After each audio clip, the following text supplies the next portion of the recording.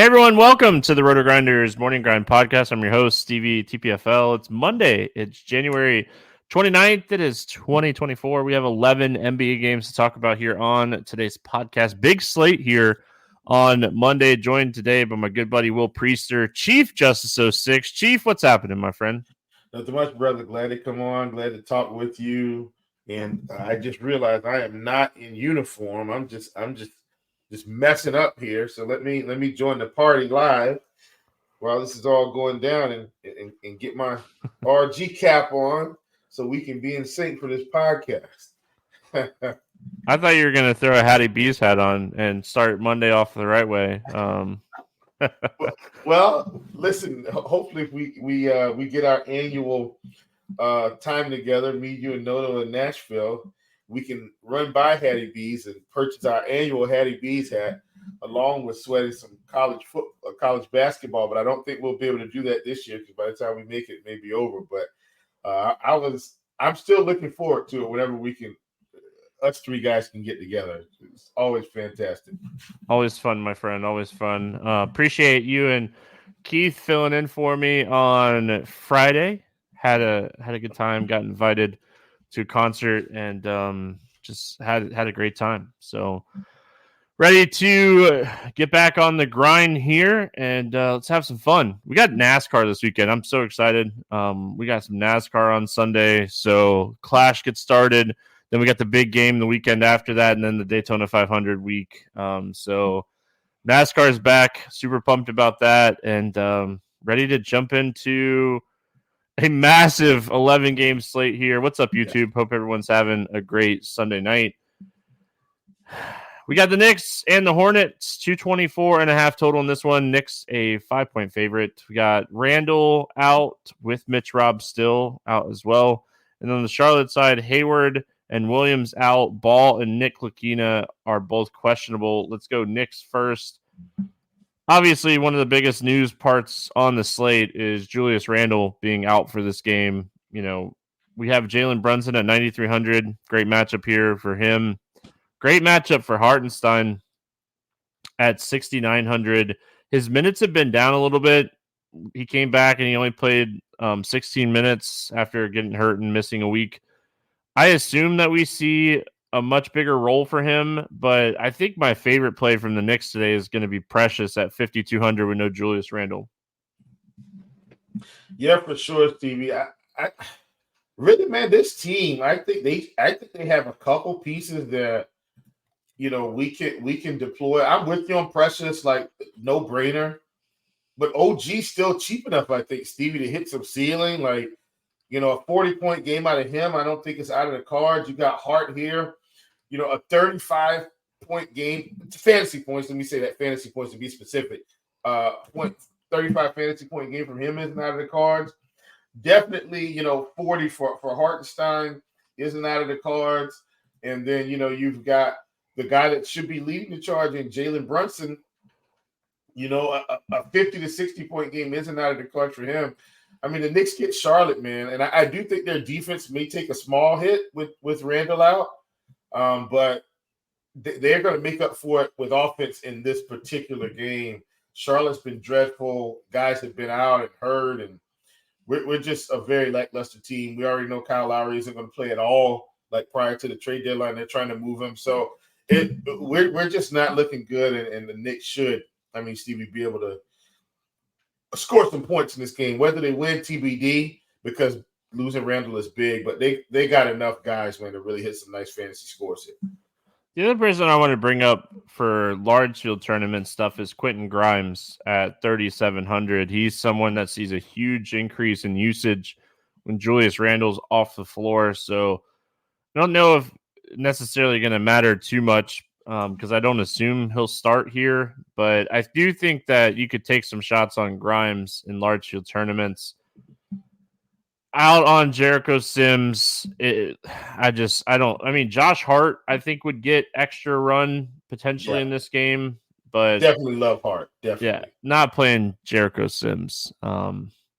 Charlotte side of this game, this slate really depends on what's going on here with LaMelo Ball, if he's going to play or not. He's dealing with some ankle soreness. Only played 23 minutes on Friday against Houston.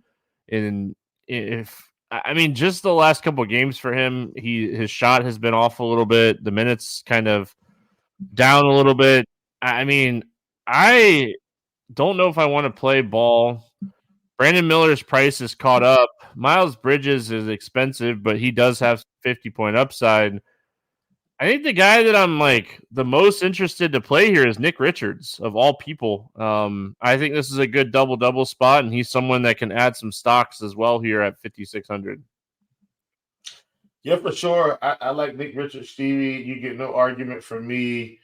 He's a guy ended up playing over the weekend or something. He had a monster against Utah, had a monster game. Definitely think this is another good spot for him. As long as Mark Williams is out, he's getting, around 30 minutes, Stevie. I have no problem, placing him into lineups. The LaMelo news is big. We saw, Miles Bridges play huge minutes, huge. He's already been playing huge minutes anyway. But with Terry gone and Lowry not playing and Gordon Hayward still not playing, we've just got so many injuries, Stevie. Guys are just playing massive minutes. The main pieces. I will say, Ish Smith played 30 minutes against Utah. In that last game, now, he didn't score any points. He had 12 assists. He's not going to have 12 assists again, but I still think that's a reasonable price. If he's going to play 30 minutes, I don't hate it. Yeah, I think when you're looking at the Charlotte side of this game, just in general, if Ball sits, I think Ish becomes a fantastic value play. Outside of that, if Ball plays in this game, I don't have a ton of interest in Charlotte. Outside of, like I said, I have a little bit of interest in Richards. I think PJ Washington's in a good spot here with Julius Randle out as well. So maybe I'm looking at the two bigs here for Charlotte. Not getting too excited about playing your Hornets. They're kind of ugly right now. Yeah. We got Clippers. Oh, go ahead. No, I'm just saying, it's a bad team. Bad team. Yeah, they got a lot of rebuilding to do. We got Clippers and Cavs, 225.5 total in this game. Clippers a 2-point favorite. Zubac is still out. Garland out. Mobley questionable. So we've been reading that he's been expected to be cleared to play this game. So they did say 6 to 8 weeks, and we're right on that timetable. It's been almost 2 months for him, so right at that 8-week mark. I don't know. We'll talk about it when we get to the other side, but I don't know how much we expect him to play if he does get cleared to play in this game. But we'll talk about it when we get to the Cavs side. Let's start with the Clippers side. The big three just kind of keep doing their thing. We see any given night, it can be any of these three guys. They all have 60-plus point upside.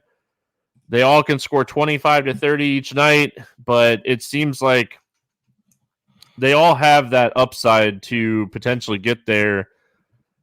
If you're playing 20-entry max, I think you put them in a pool and you play 0 to 2.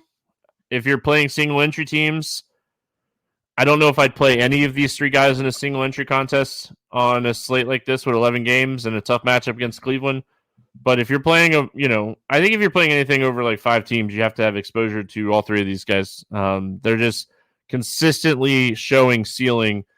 Daniel Tice had a really good game the other night against Boston. I don't know if I would necessarily want to chase that. Revenge. Yeah. You gotta love it, right? But what are your thoughts when it comes to the Clippers here? I'm not thrilled about this game in general, but I think, Steven, this is something, we've had to do this. It feels like a lot this season. Big three, I'm with you. Put them in a group, and that's how you play them, because one could get 60, the other two could end up in the mid-30s. Two could end up in the mid-40s. One ends up in the high 30s. You're not completely sure, but they've all been playing well, and I think that's exactly how you handle it.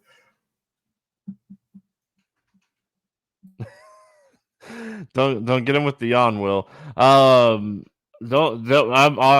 get me yawning. I'm already I So thought I tired. played it off pretty well. My You bad. did, yeah. I mean, I got those ears. I was at the 24-hour race late last night, so I'm a little sluggish and ready for sleep. Cleveland side of this game, I mean, again, like Mitchell, it sounds like Mitchell's going to play. He's probable, so I don't think we're necessarily worrying about that. Evan Mobley expected to get cleared. I mean, what we heard for Bickerstaff here was it would be a low 20-minute workload. He's 7,400. 20 minutes isn't going to do it, but 20 minutes enough for you to get off of Jaren Allen here at 7,700, I think is the biggest question.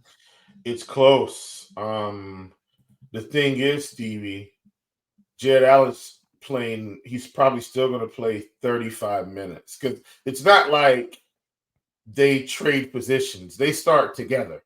Mm-hmm. So if he's going to play 20 minutes, Allen's still playing mid-30s. I don't think it's enough yet. But I think we're close to the point where, you know, Mobley comes back, and if by the end of the week he's playing 28 minutes, like now we're probably getting close to hopping off the train, I think. I think the biggest thing for me, like you said, they do play together. The biggest thing for me is like Jared Allen's rebounding goes way down when he is playing on the court at the same time as Evan Mobley. And like that, I think, is the most overlooked thing here. Because like if he scores 10 to 15 actual points and only grabs 8 boards, that's not enough at 7,700. He really, I mean, he needs to get that like double bonus. He needs to really perform here. But I mean, if we're looking at it, he gets a huge downgrade in rebounding rates. So with Mobley and Allen playing on the floor together, he's averaging 6.3 rebounds, or no, 10.1 rebounds per game per 36 minutes. So 10.1, and then like if we take Evan Mobley off the floor, Jared Allen is averaging almost 12 and a half rebounds per 36 minutes. It gotta be around 12. Yep. Oh, it's 13.1. 13.1 court IQ is taken. So we're looking at 3 rebounds per 36 minutes. Again, 20 minutes. So we're still probably losing a rebound and a half to 2 rebounds here on average. So it's just tough for me. You look at the beginning of the season, Jared Allen was having good games. He just wasn't getting the double-doubles. His minutes were kind of all over the place. He's been playing fantastic. I don't think he loses his role yet, but I do think eventually like he will be in that like 28 to 32 minute instead of the 35-minute role. I don't necessarily love the matchup for him in this game anyway. Yeah. But it would be an ownership thing. If he's really low owned, maybe I take some shots. But honestly, I just don't have a ton of interest in the Cavs in this game at all. Donovan Mitchell would be my favorite play, but I don't want to pay $9,700 for him on an 11-game slate. Yeah. This game, at least out of the early few, is probably about as close to a throwaway as we're going to get. I mean, LeVert's price is somewhat appealing because we know LeVert, like, if he does have that game, he gets that, like, 30 to 35-minute run. You know, does he get his minutes back here? You know, he missed a week. He came back. He played 28. He played 24. He got in some foul trouble in that game against Milwaukee the other night. Do we see him play 32 minutes at 5,600? I think LeVert is someone you could take some shots on in tournaments here because I think his minutes just overall go up here as long as he stays out of foul trouble. And we see him closer to his 30 minutes for sure. Yep. All right, we got New Orleans at Boston, 232 total here. Boston 8-point favorite. New Orleans good to go. Horford and Porzingis questionable. Cornette doubtful for Boston. Let's start with the Pelicans. What do you like here for New Orleans? Tough spot, man. I feel like I want to fade New Orleans today. Like Boston's been a tough team, and yeah, I know, you know, they're coming off of an interesting loss, Stevie. But every team's going to lose a game or two, and they were playing the Clippers, which is also a tough team, Stevie. So I'm out on the Pelicans today. They're cheap enough. Like some of the main guys, like Zion, the 7,300, he's probably still okay. But I'm willing to fade them against the Boston Celtics with Boston at home. If you could tell me right now that Valanciunas was going to play 30 minutes in this game, I'd have a ton of interest in him because Boston's dealing with some injuries with the bigs. So he's just not. Like they get Herb Jones minutes, they get Larry Nance minutes. Like there's just not 30 minutes for Valanciunas right now. So for me on New Orleans large field tournament stuff, I think you could take some shots on Brandon Ingram at 7,500. Even in this tough matchup, Brandon Ingram is someone that has a big upside at this price point. I like McCollum in better matchups. I think this matchup might be a matchup I stay away from McCollum. I do feel like they gave us dynamic pricing on the Pelicans. They did. I mean, the pricing is like, if we're just looking like overall and we're looking at like CJ McCollum, like his price point is really interesting with the people on the slate that are priced around him. So yeah, it's tough because the pricing is great, but it's also a tough matchup. Going to the Boston side here, I mean, Cornette doubtful, Horford questionable, Porzingis questionable. I don't know what to expect here when it comes to Boston because, I mean, like, we're at least going to get 20 to 25 Valanciunas minutes. They need someone to play the big here. I just don't know if someone like Brissett is going to be able to play against someone like Valanciunas. That's why I said I would really be interested in Valanciunas here. I know they have Lamar Stevens that they use sometimes for minutes, but what are we doing with the Celtics here? Yeah, I definitely think for me, Stevie, this is one of the first times like I feel like Jason Tatum, despite, let's call it semi-tough matchup, man, at 9,200, this is about as fair as we're going to get on him. Like, he's a favorite tournament play for me today, despite what happens. Jaylen Brown, we're getting him under 8K for a change. I don't hate that price on him either. And we've been talking about Derek White, who at 6,700 is probably slightly overpriced. He probably needs to be back down around that $6,300 range, I would say, 63, 64. But I'm willing to roll the dice if Porzingis sits. But I think Tatum at 9,200, Steve. That feels a little bit too cheap to me for a guy that can get 50 to 60 fantasy points if he's rolling even moderately good. So I like him a ton. Yeah, I mean, Tatum, Brown's price is really interesting now, under 8K. I have more interest in Jaylen Brown if Porzingis ends up sitting in this game. I think he is someone you could take some shots on here. I think Derek White's price is kind of appropriate. So it's Tatum and Brown for me on Boston. We got Utah at Brooklyn, 232.5 total in this game. Brooklyn a 1-point favorite. Utah good to go. Sharp and Finney Smith out for Brooklyn. Ben Simmons probable. I made sure to mark that down because he's been out so long. Go Utah first here. What do we like for the Jazz?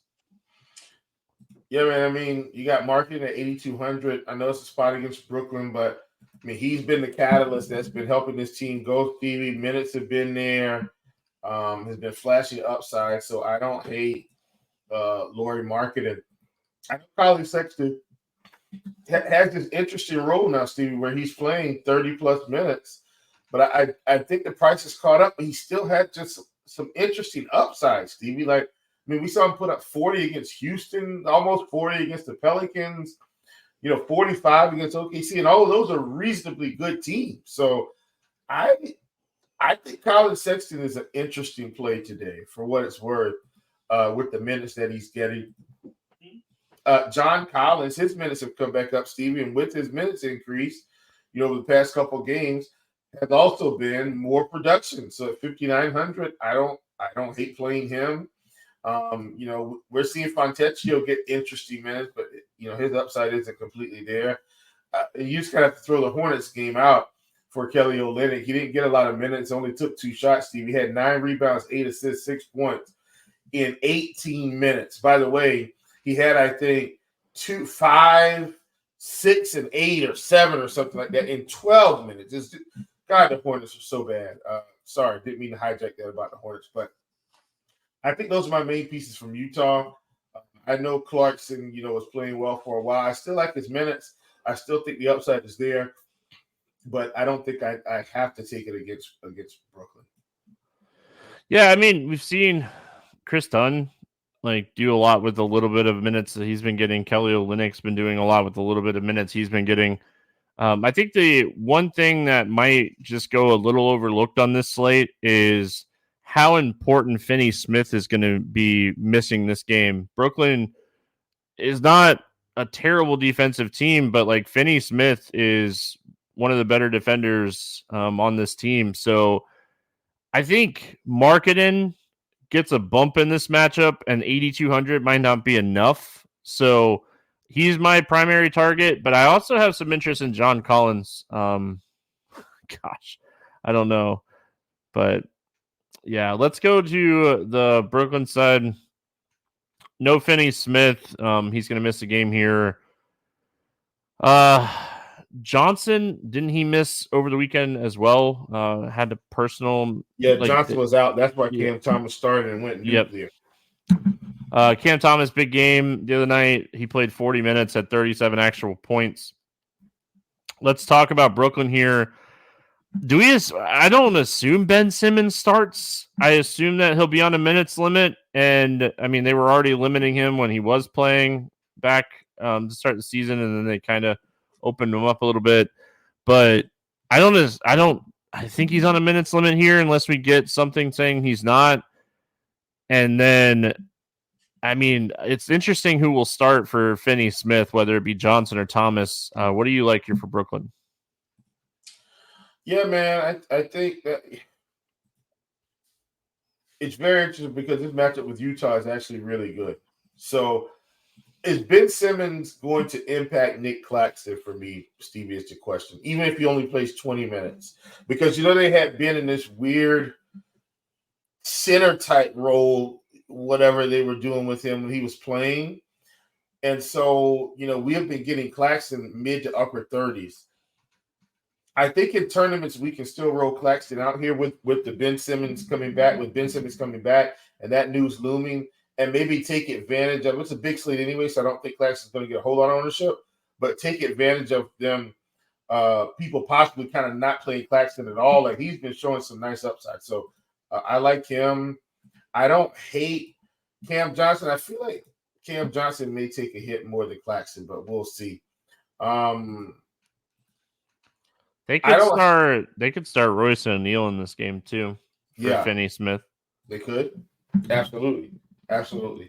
Not saying I'd play Royce O'Neal, but I mean, he could start in this game and pick up 25 plus minutes. But I think if you're looking at Brooklyn, I don't think Simmons hurts Claxton. I think with Sharp out, we keep firing Claxton 6,900. Keep playing him. I mean, that's my philosophy with him. And I want to see, like, what is Cam Thomas earn, like, the minutes here to, like, draw a start with Finney Smith out. Because if Cam Thomas is going to start this game and play around 30 minutes, I mean, this is a guy that's gone over 39 fantasy points in 3 of his last 5 games. He's 6K, and he gets an up-paced matchup here against Utah. So I have interest in Thomas here. Yeah. All right, we got Phoenix at Miami. No total in this game. Back-to-back for Phoenix. Nobody on the injury report for Miami. On the Phoenix side, Nurkic missed Sunday's game against my Magic with a thumb sprain, so we'll see if he's back or not.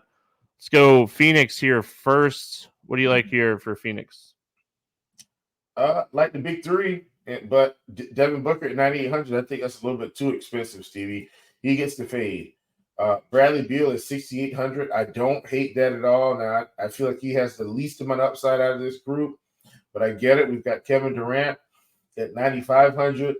Just okay, Stevie, but I think I'm fading this team today because I do think Miami plays slow enough. Miami is at home.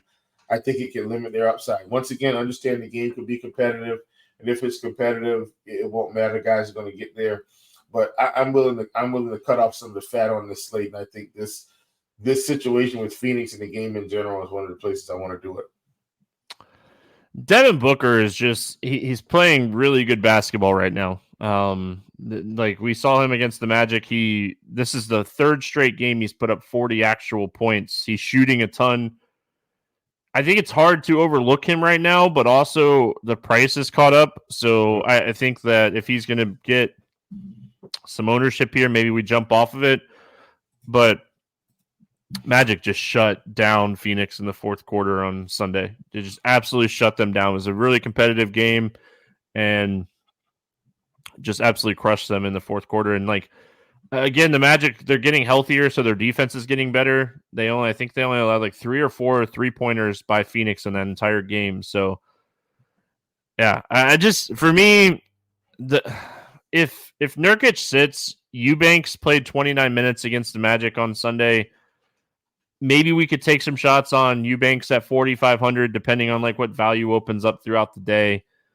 He's not a high fantasy point per minute producer, but if he can maybe score a couple extra points here, but they're going to need somebody with size against Bam, and I think Eubanks will play 30-ish minutes in this game. So on the Miami side, it's crowded, right? We're still kind of seeing how this dynamic is going to work with Terry Rozier. Like, Terry Rozier is not Kyle Lowry. He's going to eat into some usage for Butler.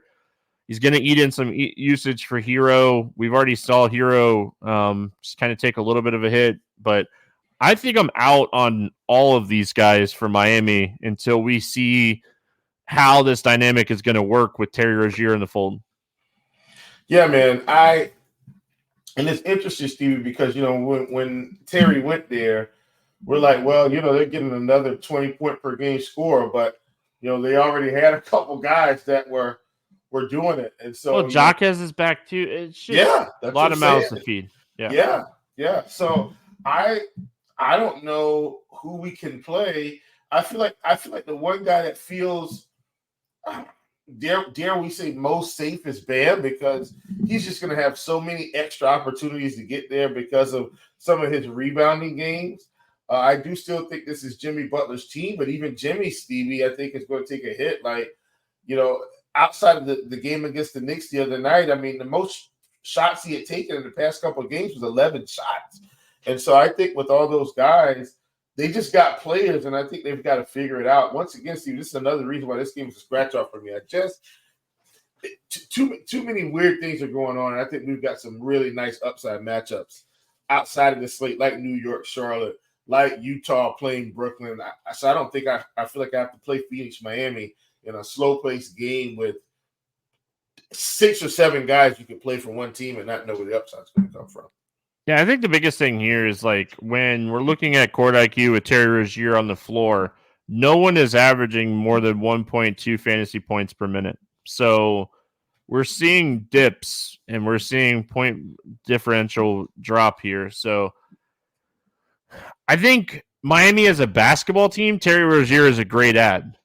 Miami as a DFS betting team, I might look at some unders in this game for Miami tomorrow. That's kind of how I feel. Yeah, let's hope they come in a little inflated and we can ride it to the money. All right, we got Sacramento at Memphis, 226.5 total here. Kings an 8-point favorite.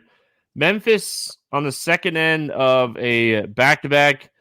Luke Kennard did not play on Sunday. We'll see if he's back or not. And Derrick Rose missed Sunday's game as well. And then, the long list of everybody that's been out for Memphis is still out. Let's go Kings here first. I'm going to tell you right now, Harrison Barnes is tilting me. I keep betting his point under because, I just don't believe in Harrison Barnes to keep doing what he's doing. And he keeps laughing at me. So I'm hoping. I'm actually pulling it up right now because I'm interested to see if it's up yet. It's not up yet, but there's a good chance. Hop on this under with you, right? Give us 17.5. It was 16.5 against Dallas, and that's what I'm saying. He had 3 or 4 points at halftime, and I'm like, all right, this is more Harrison Barnes. And then he proceeded to have a big third quarter. So, Stevie, listen, I'm on 17.5. Yeah. Give it to us, please. We're going to hammer it. And they're getting Memphis, so it's not like they shouldn't expect them to have another nice game. And we're going to see him flame out, Stevie. Flame out. I'm going to keep doing it. If you want to play him in DFS, I don't hate the $4,800 price tag if you think he's going to keep producing. Stevie, 3 games ago, he scored 4 fantasy I points. know. 5 games ago, he scored 16 fantasy points. 6 games ago, he scored 19 fantasy points. 7 games ago, he scored 8 fantasy points. I am not buying that Harrison Barnes is suddenly dominating the NBA. Stop it. Listen, Will, I know it's Sunday, but you're preaching to the choir, my friend. I just know you don't have to sell me on the under.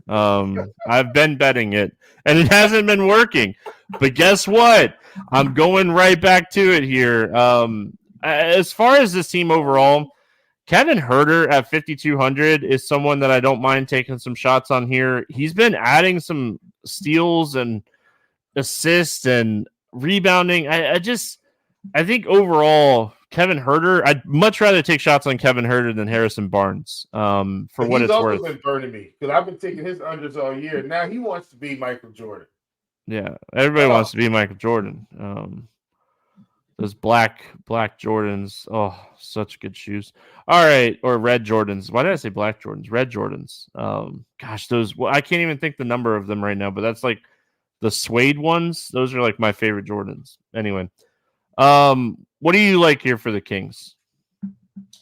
Yeah, man.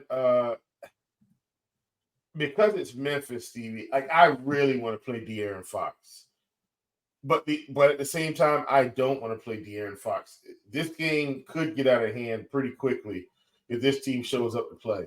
Like Sabonis is 10-2, and I do like this spot, Stevie, because they could absolutely dominate here. But you know, the price of Sabonis, I'm probably more willing to play Fox, excuse me, than Sabonis because of the price. I may even be more willing to play, like you talked about, Kevin Herter. I do think one of these guys, one of the two big guys, is going to have a nice game. I don't know which one, but I think we should put them in a group and split them. I know Keegan Murray is falling off slightly, and when I say slightly, I'm saying because Harrison Barnes is now, going back to the fountain of youth. But Keegan Murray might be my favorite play in this game against Memphis. If he has a good game, if he was ever going to have another big game soon, got to be this one, a really soft defensive matchup with all those bodies missing. Jordan 6s. I don't know why I was mind blanking there, but Jordan 6s, those are the ones that I really like. Yep. I like the Space Jam shoes too. The Jordan Space Jam Jordans. Yeah. I think those were the 10s. Listen, all Jordan shoes.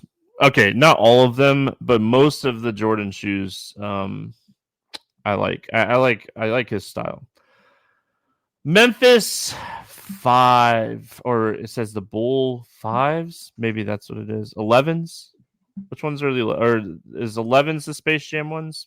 Yeah, 11. Sorry, you're right, Josh. You're right. 10s are the ones. Don't get me sidetracked on Jordans.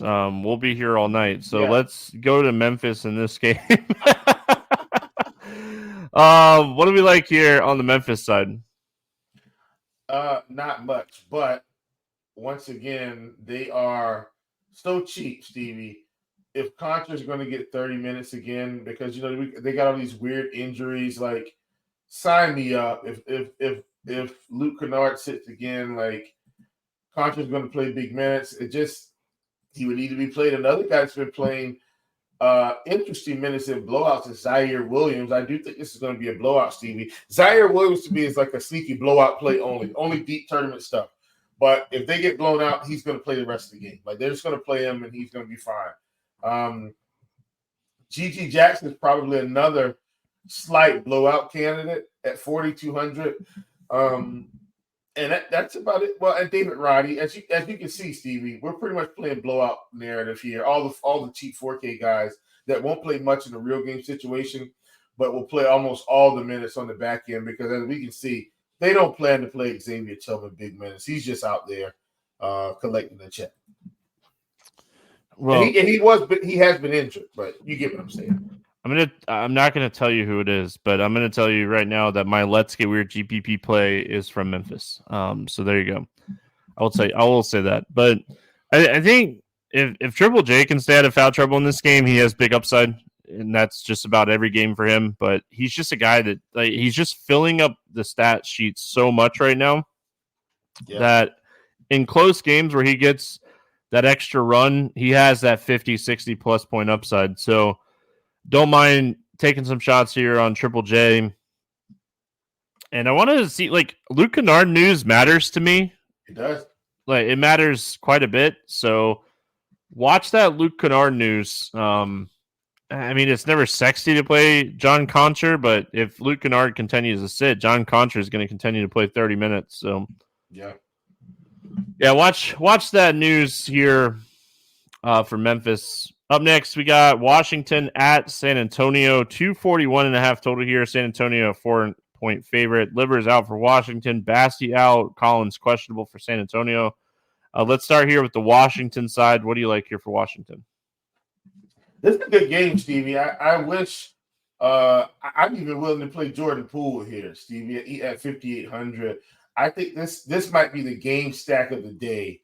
I think for me, just pricing and flexibility and matchup, Stevie. I love this spot. We've got Daniel Gafford, 6K has come back, Stevie. We've already seen the upside of the game's tight. Looks like we're going to get 30 minutes out of him. He goes into the pool. We've got Kyle Kuzma. He's 7,900. If this game is close, Stevie, we can get some upside out of him, 45 to 50. I take it. He goes in the pool. I don't hate Denny. I know everybody's not going to hit upside. If I had to squeeze one guy out right now, it's probably Denny out of this top tier group. But Jordan Poole, Kuzma, and Gafford are probably my favorites. I do think, Tyus Jones versus Trey Jones, the band of brothers. I do think Tyus Jones is okay. But I would actually rank him behind Jordan Poole only because of the pricing today.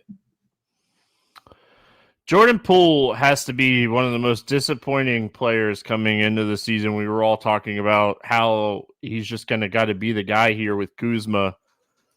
He has not been anything near. Like, Tyus Jones has been just absolutely fantastic compared to Jordan Poole. So, yeah. I like Kuzma in this game. I think that Kuzma has some upside. I don't necessarily hate taking some shots on maybe like Denny here. Can we play it like, can we play a little bit of the narrative that Gafford gets in foul trouble against Wemby and Bagley plays 25 minutes off the bench here at 5K and absolutely smashes? Like, I think I might take some shots here on Marvin Bagley today against San Antonio for large field tournament stuff, because I'll probably end up, taking some shots on Gafford as well.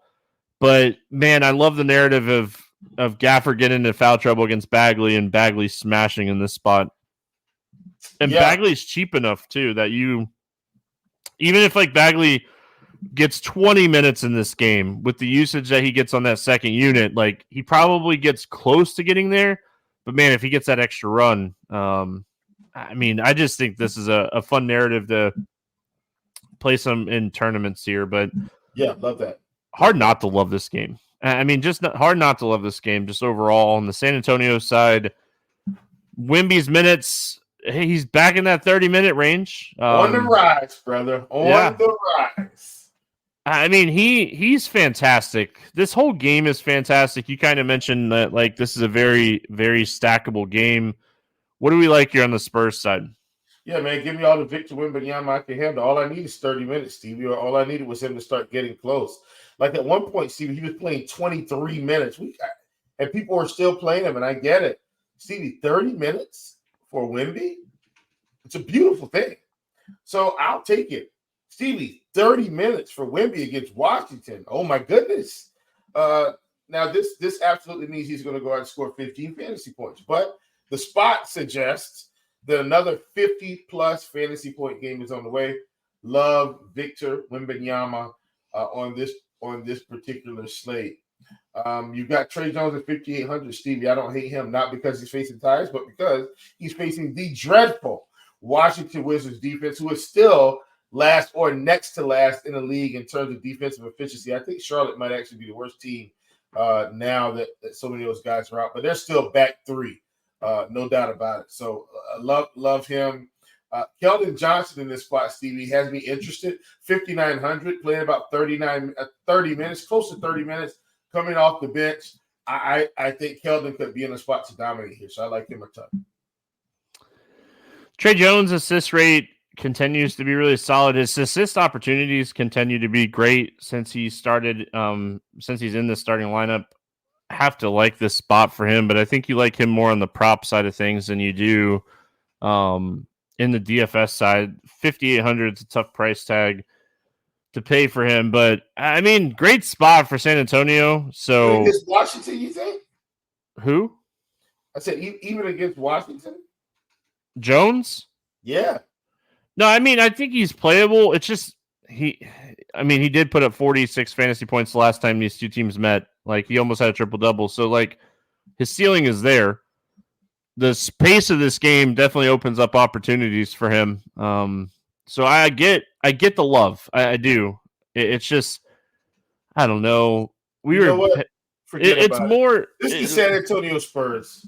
No, it's more of like we were just paying for him like in the low fives, so it's like still adjusting to like him being almost 6K now.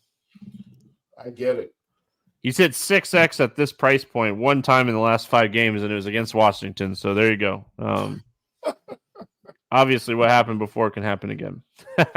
Minnesota at OKC, 226 total in this game. Thunder, 2-point favorite. They're on a back-to-back. We'll wait on an injury report for them. Mike Conley's questionable for Minnesota. I didn't see anything come out of the OKC game as far as injury-wise. They played Detroit. They lost to Detroit in that game. So maybe they come out hungry here and we see a much better game from them. But let's start with Minnesota. Any interest here in the Timberwolves? Yeah, I don't hate Rudy Gobert, Stevie. This is another one of the worst rebounding teams in the league. And while Gobert may not put up 50 every game, Stevie, you just have to keep taking him in those upside spots. This is an upside spot. Like him a ton in this particular game. I also don't hate Anthony Edwards. Like, this game should be competitive, Stevie. He's 8,500. We saw the ceiling against the Spurs. We usually see the ceiling against the Spurs against anyone. So, of course, that's that. We do have Mike Conley, who's actually been out a couple games, Stevie, I think, or at least sat, a couple games. Yeah, he sat a couple games in between that start on the 25th. And so we need to see what's going to happen there, because if he's out, then we're going to get Nickeil Alexander-Walker playing more minutes at 4,500, and he's played fairly well, Stevie, in those small stints there, lasting 30 fantasy points. So I like him as well, and that's kind of where I want to plant my flag. But I'll only be playing Nickeil Alexander-Walker if Mike Conley is out. Yeah, I'm with you on if he's out, but gosh, Alexander Walker is someone that I hate playing in DFS. He just stands on the court and does nothing so much, and like he's 4,500 now. When he was 3,500, 22, 23 fantasy points didn't kill you. OKC is still a good defensive team. My favorite play today from Minnesota is Rudy Gobert. I mean, OKC just can't rebound. We saw Durant had like 21 rebounds against this team on Sunday. So yeah, it was stupid. Yeah. Stupid. So yeah, I mean, I like Gobert. I don't mind Edwards. I wish he was a little bit cheaper. But his assist rate being up lately is really huge. So kind of watching how Edwards' assist rate has gone up, because like forever it was just like Edwards is just a scorer and he needs 40 to get their actual points. But if he's going to get 6 to 8 assists and grab a few rebounds and stuff, like his ceiling becomes so much higher. Yeah. Thunder side, they played terrible on Sunday. They got plenty of rest coming in this game. Detroit beat up on them. What do we like here for the Thunder? Yeah, give me SGA, and more SGA. His sidekick, Jalen Williams, has been playing well overall, Stevie. But overall for him in real life hasn't always translated to big fantasy performances. And against Minnesota, which essentially should be a tough team, I'm not thrilled about firing up this team, but I feel very comfortable with SGA, a guy that has proven that he can continue to score with the best of them. Stevie, you said they got smoked by Detroit, right? They did. Don't worry. SGA still scored 31 real points, 44 fantasy points. This man is a machine, Stevie. 30-plus almost every game, even against a tough Minnesota team. I think we can always roll him out in tournaments. Yeah, I think he's the only person that I'd actually take shots on here. Yep. SGA or nothing for me on the Thunder today. You got it. All right, Lakers at Houston, no total in this game because we actually have legit question marks here on the Lakers side. So we probably won't get a total in this game until we get more clarification on what's going on with the Lakers. But AD and LeBron questionable, Redditch and Vincent out, Eason out for Houston. I honestly think that like both of these guys are legitly questionable here. So we'll see. Like, they played double OT over the weekend. Yeah, I do. Like, because I had Russell's point prop, and it was like, are you going to get there? So huge minutes against the Warriors on Saturday. I would not be shocked if both guys sit. Like, LeBron played 48, and I think AD was at 45. So I wouldn't be shocked if they both sit. I honestly wouldn't be shocked if they both play. So it's tough. It's still like we're still pre All-Star break, so it's not like you are wanting to go out and get your guys banged up this early in the year. And I mean, the Lakers are in a pretty good spot. This game, I mean, it matters, but doesn't matter this early in the season kind of thing. So I wouldn't be shocked if they sit. If they both play, probably out on the Lakers just in general. But if they sit, oh my gosh, we're gonna have Russell, Vanderbilt, Hachimura, Christian Wood, ton of value potential from the Lakers if both of these guys end up sitting. Yeah, and Stevie, I think I'm with you. I don't have anything to add. If they play, I'm out. If they don't play, I'm in on everything. If they both if AD plays at 10K, I don't hate it. I don't know, Steve. Like, man, I've played basketball, and man, a double OT game is so draining, bro. Like and look, they did have a day. They will have a day in between, so I get it. But like your legs, Stevie, are just not there like the next day at all in terms of like physical activity, And these are some of the best athletes in the world, but they pretty much ran around and played for a full hour, almost nonstop. And nonstop is an exaggeration, but I'm saying while they were out there, they were playing. I think they're going to be lagging for what it's worth. What do you like here on the Houston side? For Houston, I mean, I'm back to the well-known Sengun, man. He let me down against Charlotte, let me down against Brooklyn. Don't care. Like, I think if the minutes are going to creep back up to where he was, 35 to 40 minutes, I'm in there. We got Jabari Smith to play huge minutes against Utah at 5,800. I don't hate him in terms of some slight upside. We did see Cam Whitmore play a little bit. He's gotten 20 minutes and then 29 minutes against Brooklyn. They're going to continue to roll him out 20-plus minutes, 25 minutes. I don't hate him. We've been talking about Jalen Green, Stevie, and we have seen a little bit upside because his rebounding has picked up. I don't think that's sustainable for him. That's never really been his game. So I think he's just okay. But Fred VanVleet, 7,500. I know we didn't see it the past two games, but this is a guy, man, that's just been able to play a lot of minutes, Stevie, and really turn out some nice fantasy performances. He's absolutely my favorite Houston Rocket today. Yeah, I think Sengun's price is going to keep me off of him a little bit in this spot. I like the VanVleet call here, so I don't hate that necessarily, but I mean, I'm kind of overall not excited to play too many Houston Rockets in this game.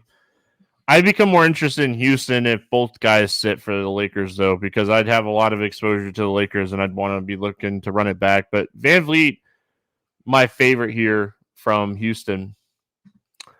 We got Orlando at Dallas. No total in this game. Orlando, second end of a back-to-back. Dallas, no Kyrie. And then Exum, Jones Jr., and Powell are questionable. I did read a report that like Fultz might not play in this game on the second end of a back-to-back, so kind of an injury maintenance thing. So I did read that. And Gary Harris is dealing with a calf, and he ended up sitting out Sunday. He's been out for a while. So let's go Orlando first. What do we like here for the Magic? Oh, man, Orlando's starting to get weird to me, Stevie, because they've got so many guys playing and so many guys available. I don't mind a Wendell Carter Jr., but That's probably about it. I don't like Paolo at 4,800. Franz at 72, I think is okay. If Fultz sits, like, what are they going to do with Cole Anthony? Are they going to give him more minutes? I don't know. So, the drawback to having a lot of talent, Stevie, you guys haven't figured out who you're going to play with the fringe guys. We know Paolo's getting his minutes, Wagner's getting his minutes, and it feels like Wendell Carter Jr. is going to get minutes, and then everybody else has to play minutes around those guys. It's zapping their fantasy production. All I'm going to say is something to watch. Jonathan Isaac's minutes are creeping. Jonathan Isaac is a very, very good defender, and they want Jonathan Isaac to play 25 minutes a night. So just keep watching this. I don't know if he even plays on the second end of a back-to-back here or not, but it's something to continue to watch for the Magic. They love his defense, so just watch that. As far as the Magic are for me, they were very quick to keep Wendell Carter Jr. on the bench in that Phoenix win when they were up. Yeah. I think you could take some shots on Wendell Carter Jr. here. I think if it's a close game, he plays his minutes in this one. But it's Paolo, it's Franz. I think it's Franz for me in this spot, but I think you can avoid the Magic and be happy. On the Dallas side, tough matchup for Dallas going up against the Magic defense. Luka doesn't care. He doesn't care who's playing defense. What do we like here on the Dallas side? Yeah, and you see Luka's 11-8, Stevie. Yeah, that's because he is a machine. 101, 75. Here's the difference, though. If this was Joel Embiid, he'd be 11-1. I don't know what the algorithm is saying about Embiid versus Luka versus Giannis, but they do not want to price Embiid up versus Jokic. And Jokic has been a lot more affordable. What does that have to do with this, Stevie? Absolutely nothing. But I do like Luka at 11-8. If he's going to, continue to run the show like this, I think you just have to continue to fire him up. He is one of the biggest studs on this particular slate outside of the last two that are going to be facing each other tonight. So I like that. I don't hate, and hear me out, I don't hate Josh Green, but it's the Magic. I think the better play would be Tim Hardaway Jr., who absolutely has legit scoring upside if the shots are falling. Yeah, the thing here is when Luka's out, Hardaway gets a huge bump. When Kyrie's out, it doesn't matter. No one besides Luka on this team averages more than a fantasy point per minute with Kyrie off the floor. Doesn't matter. Luka is a guy that just takes so much of the production. He's averaging 1.78 fantasy points per minute in 949 minutes with Kyrie off the floor this season. Almost 1.8 fantasy points per minute. Just a phenomenal number. He's a phenomenal player. I don't think you touch anything else from Dallas. If you want to play some Luka, we're never going to say not play Luka. Will was running off the numbers. He didn't misspeak. Luka scored 100 fantasy points the other night against Atlanta. Legit 100. He shot 75% from the field against Atlanta and scored 100 fantasy points. You want to know his ceiling? Well, there you go. He's put up 97 against Phoenix this year. So I think I was reading it. I thought I read it earlier that he's gone over 93 times this season, fantasy wise. Stupid, man. Yeah, you could make an argument that Luka should be that he should be 13K on every slate, and you can't really argue it. Yeah, for sure. All right, finishing it out with one of the best games on the slate: Milwaukee at Denver. 240.5 total. Denver a 4-point favorite. Nobody on the injury report for either team. We got two full-strength teams going up against each other. We got a fast-paced, high-scoring game. What are we doing here with Milwaukee? Yeah, man. I mean, give me Giannis here. I'm trying to figure out when Doc Rivers is going to – is he officially on the bench now? Either way, I still like Giannis. I don't hate the price on Middleton at 6,500. That's becoming way more fair, Stevie. And we have to see some upside from him. So, like Middleton at 65. I don't hate Dame at 91. Dame feels like the odd man out, but he just can't be, man. This is a guy that can score 40 real points at the drop of a dime. So, Dame, Middleton and Giannis for me. And I think that's where I draw the line here, Stevie. I'm okay fading all of the French guys on this team. Yes. I mean, I that's how I feel in this one. I mean, Brook Lopez's minutes have been phenomenal. Does he get pushed off the court in this game? And we see more Bobby Portis potentially? I mean, you could play that route, but I think it's Giannis or Dame. I don't think this is an overthink it spot. We have a lot of value that we've already talked about. We have more potential value with injury news. I don't think you have to overthink this spot for Milwaukee. One of my favorite plays on this slate, Will, is Jamal Murray.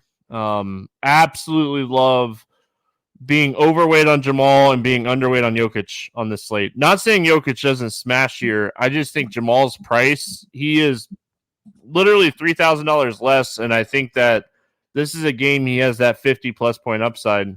We've been talking about point guards against Milwaukee all season. I'm not stopping now. I love Jamal Murray in this spot today. Yeah, I love that call at 8,300. Stevie playing a little bit of chess there. You know, if you take Murray at 83 and the game's tight and he's the upside guy, he gets 50, Jokic scores 52, and you come out ahead anyway because you've got your flag planted with the right player. So I love that call. But it's him or Jokic. I think these French guys, like Michael Porter Jr., he is cheap enough now, Stevie, to where I think you can start taking some shots. Aaron Gordon at 5,600 is probably cheap enough as well. We've talked about this as well, Stevie, which I do think is important as I know we get ready to close the show out. Milwaukee's defense hasn't been the same, which is why we're speculating, or it's come out that probably why the coach got fired anyway. I know he had a run-in with Giannis, whatever, but defensively they just weren't playing well, and so perhaps Doc Rivers will help fix that defense. Is that today? We don't know. And until I see changes in the defensive efficiency ranking, Steven, give me some tangible information, I'm going to assume they continue to be not as good on defense. And so I don't mind attacking them with Murray, Jokic, and Michael Porter or Aaron Gordon, whose prices have come down tremendously. Yeah, good buy low spot for Michael Porter Jr. and Aaron Gordon. If you're in this range and you end up like this is going to be a fast-paced game. There's going to be some rebounds available for sure. And I don't think Milwaukee's defense is going to change overnight. Like this might be something we were talking about until after the All-Star break with them. So if not all year, I mean, do they have the pieces to make their defense better? That's a question. So, all right, let's play the morning grind game, and then we'll get out of here. Will, favorite play under 5K to go 7X. Who do you like here? We've got a lot of options today, Stevie. But I think I am going to plant my flag with one of the Memphis guys because I think they're slightly too cheap for the spot. Give me Contra at 4,800.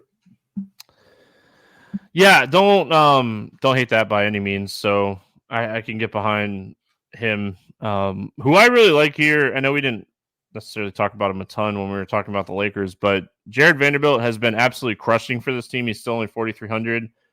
His role seems to be more and more involved, and it looks like they're getting away from playing Prince more and more. So I like Jared Vanderbilt here at 4,300. I think this is a good price tag for him. Yeah. Over 8K to go under 5X. Who's your bust today? Devin Booker, 9,800. It's like Booker. I'm going to go KD, 9,500 for KD. And I just think that he's had one or two big games over the last month and a half. So I'm going to go KD. Favorite 6X play today? Give me Victor Wembanyama versus the Washington Wizards. And one of the reasons that I want to play Jamal Murray instead of Jokic is because I really want to prioritize Wemby today. So I'm with you on that one. My favorite 6X play today is Jamal Murray. Love this spot for him. I think he's going for 50 plus. Let's get weird. GPP play of the day. Who do you got for us today, Will? I hope this will be weird enough, Stevie. Initially, I wasn't sure, but I'm going back to the well on someone that I know has had a ton of upside. Give me Fred VanVleet, 7,500 against the Lakers. Yeah, I like that. I'm going to go to Gregory Jackson from Memphis. I said that my play was from that team when we were talking about it.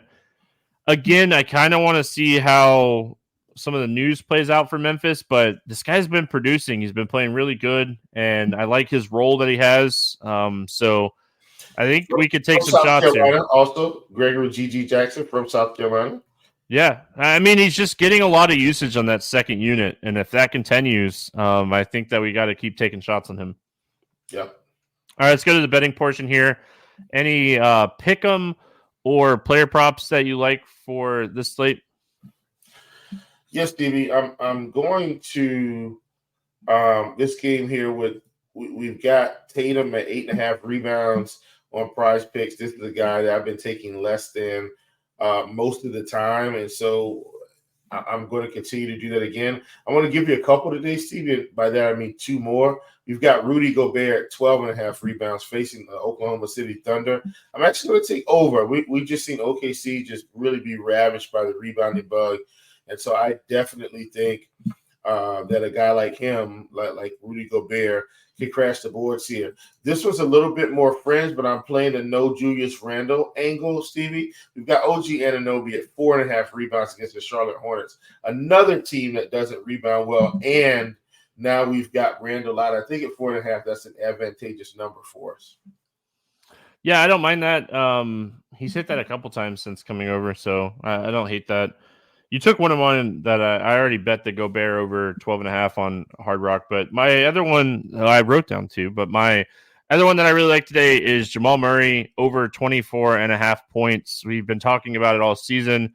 Milwaukee is terrible against point guards. They allow the 5th most fantasy points, and they allow the 5th most points per game to opposing point guards. And Jamal Murray is a high usage point guard. He should crush in this matchup. So really like Jamal Murray over 24.5 points on this slate. Will, any final thoughts before we get out of here, my friend? Negative, my brother. Glad to come on with you. We made it through a slightly bigger slate than we've been seeing on a Monday, but I think, they didn't play a whole lot of games Sunday because of football, and we came out ready to rock.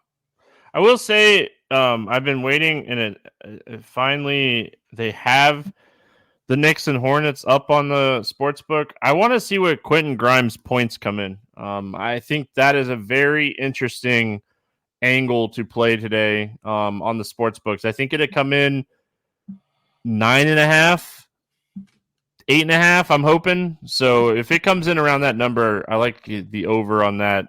He's going to get a bump with Julius Randle off the floor. We're going to get out of here. Hope everyone has a fantastic Monday. Enjoy the huge NBA slate, and we'll be back tomorrow talking more hoops. Good luck, everyone. We'll see you then.